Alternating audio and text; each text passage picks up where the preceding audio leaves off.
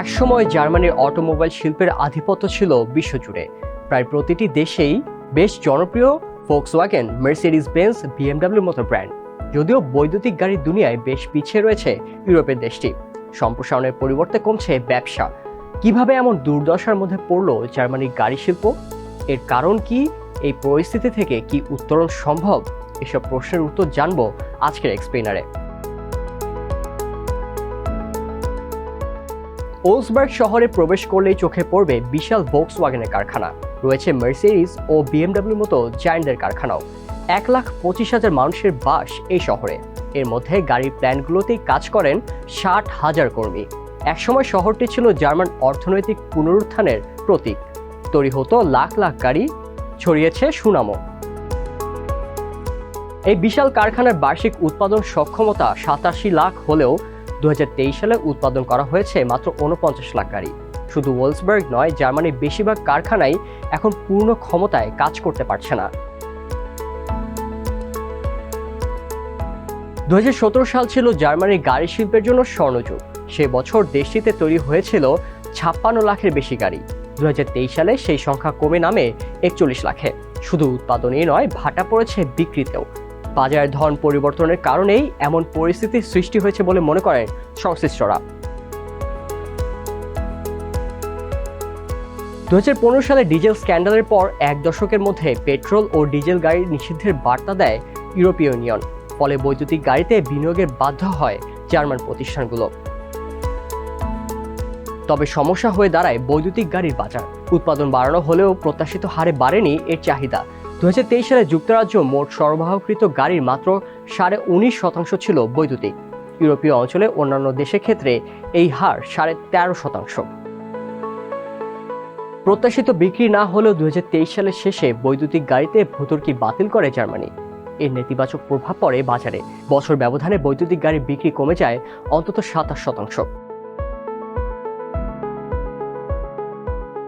জার্মানিতে গাড়ির উৎপাদন খরচ ক্রমান্বয়ে বেড়ে চলেছে। শ্রমিকদের উচ্চ বেতন, শক্তিশালী শ্রমিক উন্নয়নের কারণে সংকটে পড়েছে উৎপাদকরা। 2023 সালে জার্মান গাড়ির শিল্পে গড় মাসিক বেতন ছিল 5,300 ইউরো, অথচ অন্যান্য খাতে গড় বেতন ছিল 4,300 ইউরো। আর ঘন্টার প্রতি গড় মজুরি ছিল 62 ইউরো, যা স্পেনে ছিল 29 ইউরো এবং পর্তুগালে 20 ইউরো। দীর্ঘদিন ধরে তুলনামূলক সস্তা রাশিয়ান গ্যাসের উপর নির্ভরশীল ছিল জার্মানি। কিন্তু 2022 সালে রাশিয়া ইউক্রেন যুদ্ধের কারণে গ্যাস সরবরাহ বন্ধ হওয়ায় জ্বালানি খরচও বেড়েছে দেশটিতে। উচ্চ খরচের কারণে 2024 সালে এক কঠিন সিদ্ধান্ত নেয় ভোক্সওয়াগেন। 3টি কারখানা বন্ধ করার পাশাপাশি শ্রমিকদের বেতন 10% কমানোর সিদ্ধান্ত নেওয়া হয়। শ্রমিকদের আন্দোলনের পর সেই সিদ্ধান্ত প্রত্যাহার করে কোম্পানিটি। একই সঙ্গে খরচ কমাতে 2030 সালের মধ্যে 35,000 কর্মী ছাঁটাইয়ের ঘোষণাও দেয় ভোক্সওয়াগেন।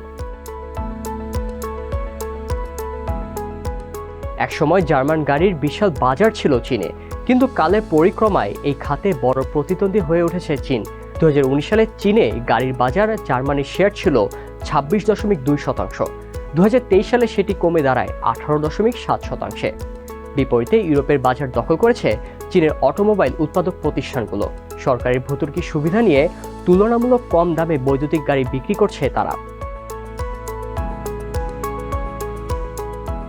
স্থানীয় উৎপাদকদের সহায়তা এবং চীনের আধিপত্য ঠেকাতে দেশটির বৈদ্যুতিক গাড়িতে অতিরিক্ত শুল্ক আরোপ করেছে ইউরোপীয় ইউনিয়ন।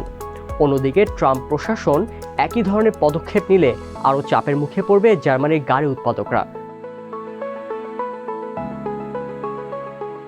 বৈদ্যুতিক গাড়ির উৎপাদন, গবেষণা ও বাজার ধরতে বেশ পিছিয়ে রয়েছে জার্মান প্রতিষ্ঠানগুলো। ফলে ভবিষ্যতে আরও চাপ পড়তে পারে এই শিল্পে। বিশ্লেষকদের মতে সম্ভাব্য সংকট থেকে উত্তরণে জার্মানি গাড়ি শিল্পে ব্যাপক পরিবর্তন আনতে হবে।